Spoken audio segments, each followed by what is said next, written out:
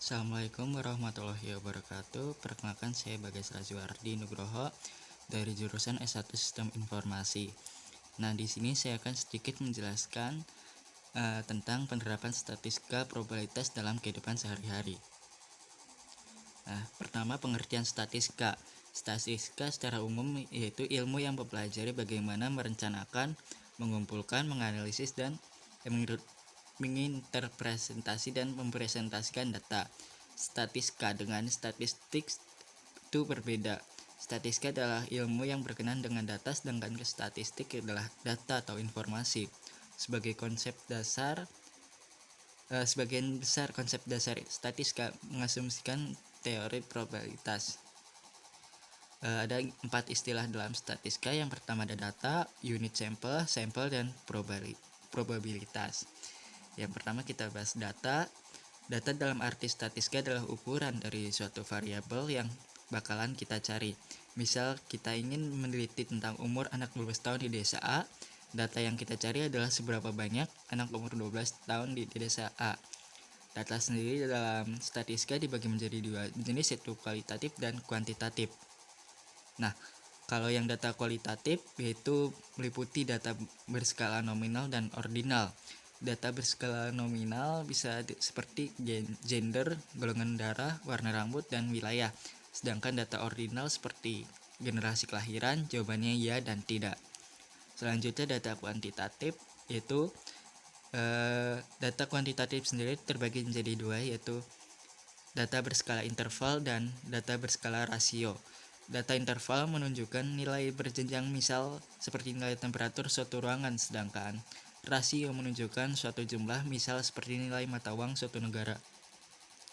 Selain jenis data terdapat dalam penyajian, juga terdapat beberapa jenis penyajian data. Terdapat 3 jenis penyajian data dalam statistika, yaitu pertama penyajian dalam bentuk tabel, biasa digunakan dalam perbandingan data. Kedua, penyajian dalam bentuk grafik atau diagram, biasanya digunakan untuk visualisasi data lebih ringkas.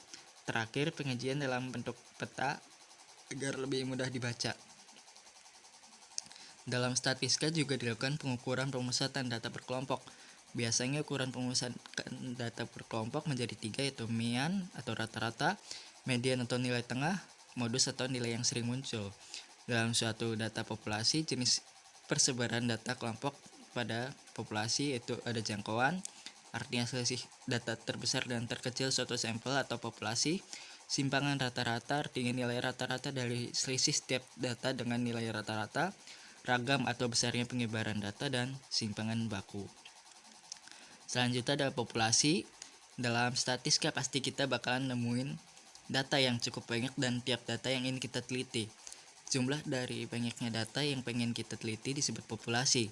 Satuan dalam populasi bisa disebut sebagai unit analisis atau unit yang bakalan dianalisa. Selain populasi, beberapa orang juga menyebut populasi sebagai semesta. Lalu sampel. Nah, misal kita dapetin populasi yang terdiri dari beribu-ribu data, gimana cara kita melihat data sebanyak itu?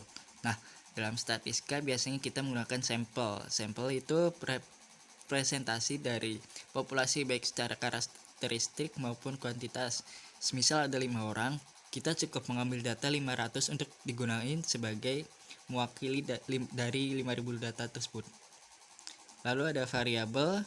Pada umumnya bakalan jelasin tentang apa yang bakalan kita teliti. Misal kita ingin meneliti tentang pembudidaya ikan patin. Variabel yang ingin kita teliti adalah pendapatan pembudidaya ikan patin tiap bulan. Variabel yang sudah kita tentukan ini bisa diukur. Nah, pengukuran variabel ini bisa dilakukan dengan cara merubah variabel ke dalam bentuk ukuran skala. Dalam statistika, ukuran skala dibedain menjadi 4, yaitu ordinal, nominal, interval, dan rasio. Dengan nentuin ukuran skala, sebuah variabel bisa kita ukur. Nah, ini ada rumus statistika dasar. Yang pertama ada mean, median, modus, kuartil, dan desil. Nah, mean itu adalah nilai rata-rata dari beberapa buah data. Nilai mean dapat dibentuk dengan membagi jumlah data dengan banyaknya data. Mean merupakan suatu ukuran pemusatan data. Mean juga merupakan statistik karena mampu menggambarkan bahwa data tersebut berada dalam kisaran mean data tersebut. main tidak dapat digunakan sebagai ukuran pemusatan untuk jenis data nominal dan ordinal.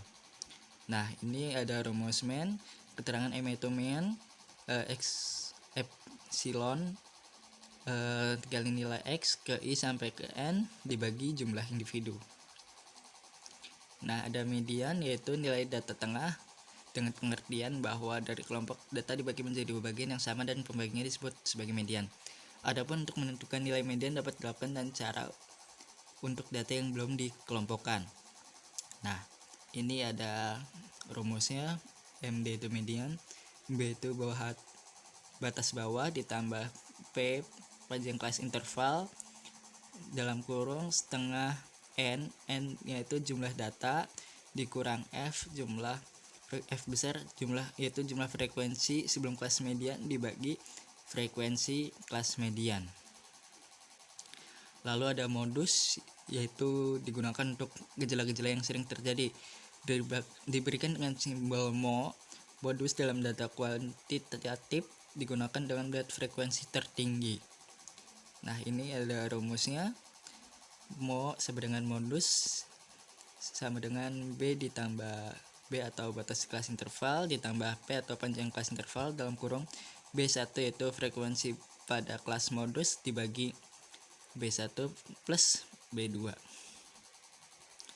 Lalu ada kuartil, yaitu nilai kuartil merupakan nilai dari sekumpulan data yang dibagi menjadi 4 bagian yang sama dan membagi data tersebut dinamakan kuartil.